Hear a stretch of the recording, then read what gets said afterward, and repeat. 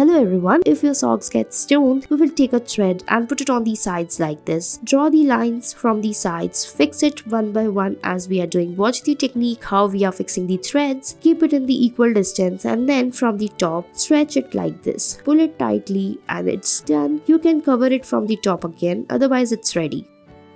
Next, take a cloth which is torn from the between and put the threads like this. So this is called a chain stitch, or you can just fix it from the sides by putting it one by one. Roll the threads around the needle and cover it like this. Put it and then pull it out from the sides. Watch the technique how we are fixing it. Make a zigzag like shape and it's done. I hope you liked it. For more such interesting videos, follow our page.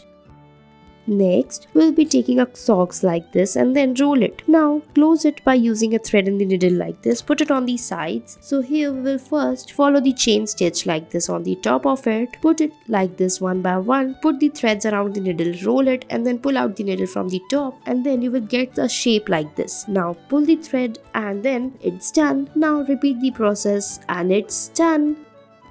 Next, we'll be making some more interesting ways to cover your clothes. So take a cloth like this, cut it as shown in the video. Now, fix the clothes together by putting a stitch on it like this. Take the needle and fix it like this in the small distances. Put it one by one as shown in the video. Now, put the thread and pull it out. Now, keep repeating the process till the end as we are doing. After it is done, we will fix it by pulling it out like this. Now, we have got the stitch like this. We will put the needle around it and then close it like this from the top. Make a chain like stitch around it one by one. Watch the technique very carefully how we are fixing it. Take it all around the top of the cloth and your stitch will be ready. I hope you liked it. Next, we'll be creating some more interesting ways, and here your socks or the muffler is done.